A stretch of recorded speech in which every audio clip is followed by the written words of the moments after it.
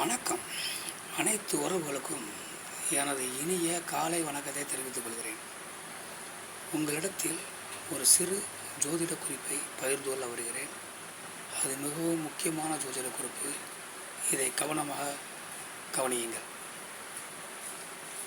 ஒரு ஜாதகத்தில்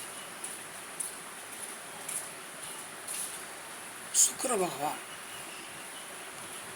லக்கணம் எந்த லக்கணமாக வேண்டுமானால் இருக்கட்டும், லக்கணத்திலிருந்து 12 வீடுகளில் சுக்கிர பகவான் 10வது வீட்டில் சுக்கிர பகவான் இருந்தால் தொழில் சிறப்பாக இருக்கும், செல்வம் செல்வாக்கு பெறவும்.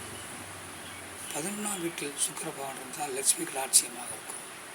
அவர் லட்சுமி கடாட்சியம் பெற்ற ஜாதகர், செல்வ செழிப்போடு புகழோடு வாழ்வார்.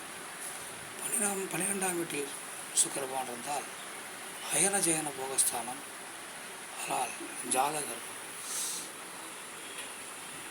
ஒரு 50 வயதிற்கு மேல் சுகபோகமான வாழ்க்கை வாழ்வார், சந்தோஷமாக இருப்பார், மகிழ்ச்சியாக இருப்பார், சுற்றுலா செல்வார், வெளிநாடு சுற்றுலா, வெளிமாநில சுற்றுலா என பல இடங்கள் சுற்றுலா செல்வார், செல்வ செழிப்போடு இருப்பார், சுகமான வாழ்க்கை வாழ்வார்.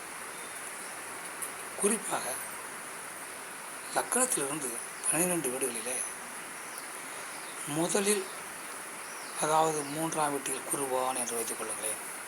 3ஆம் வீட்டில் குரு பகவான் இருந்து ஒரு 5ஆம் வீட்டில் சுக்கிர பகவான், குரு பகவானுக்கு அடுத்து சுக்கிர பகவான் இருந்தால் அந்த ஜாதகர்கள் சேமித்து வைக்க மாட்டார்கள், அதிகமாக செலவு செய்வார்கள். அவரிடம் சேமித்த பணங்கள் தங்காது. அதனால் இவர்களெல்லாம் கவனமாக பணங்களை சேமித்து இடவளங்கள் வாங்கி எதிர்காலத்திற்கு சேமித்து வைத்துக் கொள்ள வேண்டும். அதே சுக்கிர பகவான் குருவுக்கு முன்னால் இருந்து, அதாவது லக்னத்துக்கு 2ஆம் வீட்டில் சுக்கிர பகவான் இருக்கிறார், சுக்கிர பகவானுக்கு அடுத்து குரு பகவான் 4ஆம் வீட்டில் 5ஆம் வீட்டில் இருக்கிறார் என்றால் அவர்கள் சேமித்து வைப்பார்கள். அவர்கள் சேமித்த பணம் அவர்களுக்கு எதிர்காலத்திற்கு தங்கி நிலைத்து நிற்கும். ஆதலால் உங்களுக்கு எப்படி சுக்கிரன் இருக்கிறார் என்று பார்த்துக் கொள்ளுங்கள். குரு பகவானுக்கு அடுத்து சுக்கிர பகவான் இருந்தால் நீங்கள்லாம் கவனமாக சேர்த்து வைத்துக் கொள்ளுங்கள். சேமித்த பணத்தை இடவளங்கள், வீடு வாசல் சேமிப்பு கவனமாக வைத்துக் கொள்ளுங்கள். ஏனென்றால் அது நம்மளிடம் தங்காத அளவுக்கு வந்துவிடும். சில நேரங்களில்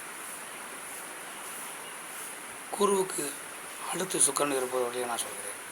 சுக்கிரனுக்கு அடுத்து குரு இருந்தால் அவர்கள் இயற்கையாக சேமிப்பார்கள், அவரும் பணங்கள் தங்கும். அல்லது கவனமாக இருந்து கொள்ளுங்கள்.